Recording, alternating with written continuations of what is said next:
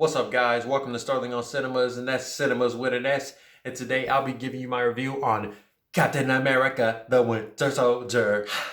Now, before I begin, like I said, if you're new to this video, if any video I post that is new, or that if you're watching this for the first time, don't forget to like, share, subscribe. Leave a comment on the section below if you have anything to say, and most importantly, watch. So let's get started.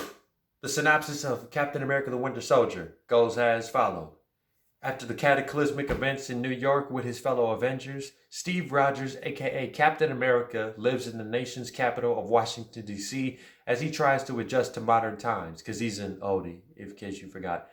An attack on the S.H.I.E.L.D. colleague Nick Fury throws Rogers into a web of intrigue that places the whole world at risk.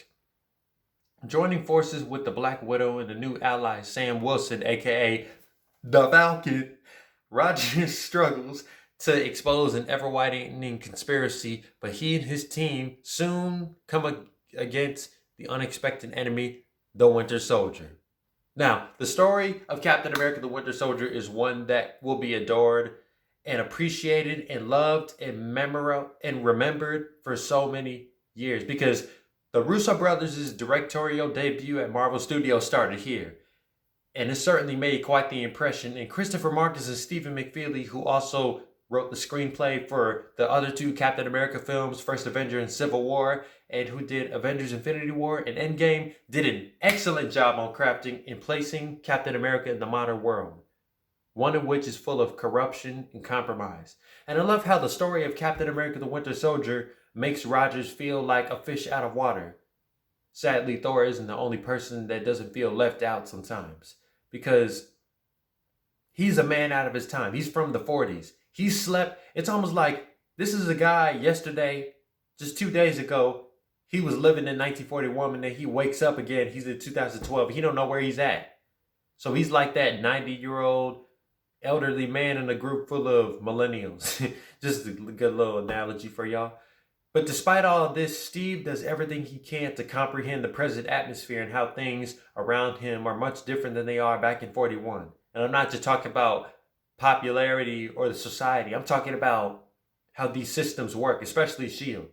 This is also one of the few times where Marvel gets inspired to take on the identity of a classic film genre in the form of a spy conspiracy thriller from the 70s. That is what Captain America the Winter Soldier is. And that's why I love a lot of these movies, because they're not just superhero movies. They're not just your average superhero types where the guy just flies around, kills the bad guy, and gets the girl. It's not just that.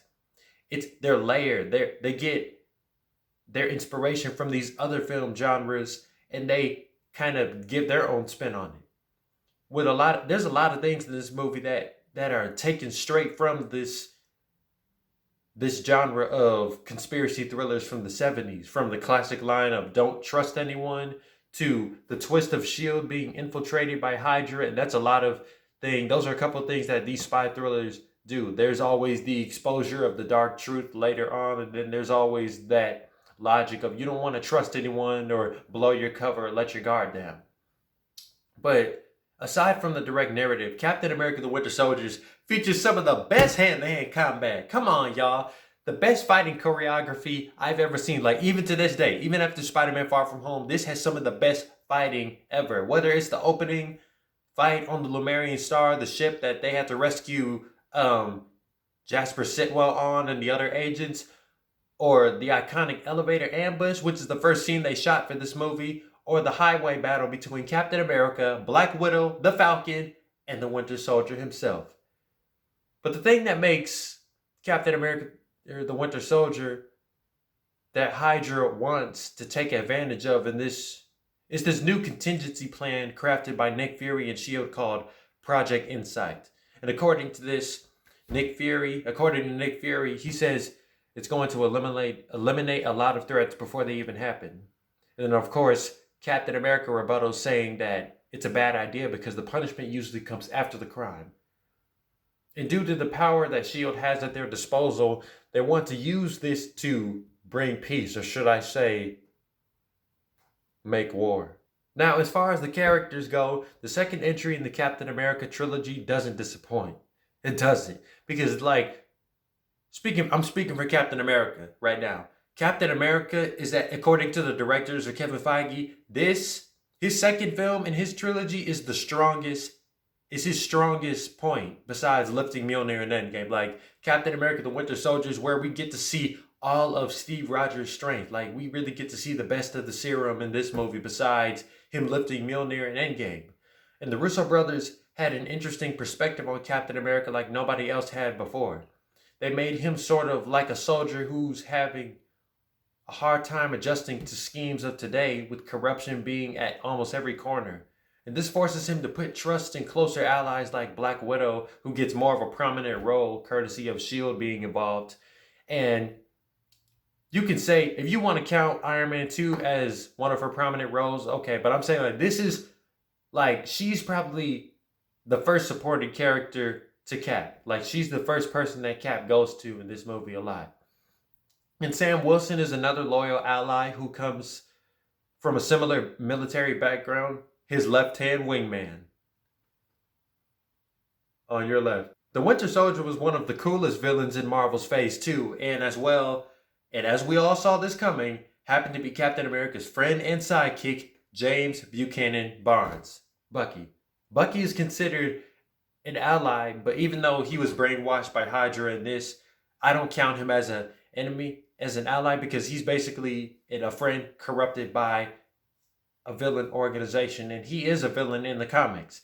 But the minute his identity is revealed to Steve, his perspective is changed for the rest of the film with him. Although they still plan to take down S.H.I.E.L.D. with Hydra in it, because like you said, S.H.I.E.L.D., Hydra, it all goes.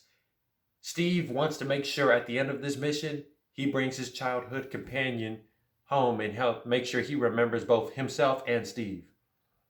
Now, Alexander Pierce is yet another villain in the MCU who's no more than a one-dimensional but entertaining villain. Robert Redford does play Alexander Pierce with a lot of authority and superiority to his goal and his vision for what he has for Hydra. Basically, to build a better world sometimes means having to tear the old one down, which makes enemies. Rotten Tomatoes gives Captain America: The Winter Soldier a 90% score. Now, Captain America 2 will always be known for its memorable fights, classic story elements inspired by traditional spy thrillers, a convincingly amazing villain, and incredible direction by the Russo brothers, which we will always get to see more of after this with Civil War, Infinity War, and Endgame. And I hope these directors really come back for more Marvel movies in the future, because they're good. They're a good pair of directors, and they really know what they want to do with these movies. So for that, I will give it 9.2 SOs out of 10. So that is my review on Captain America: The Winter Soldier. You can let me know what you guys think about it in the comment section below. Is it your favorite Captain America movie? Is it your favorite movie in the MCU overall? But whatever the case may be, you can kindly leave your remarks on the comment section below. I'll see you guys later in my next video. Bye.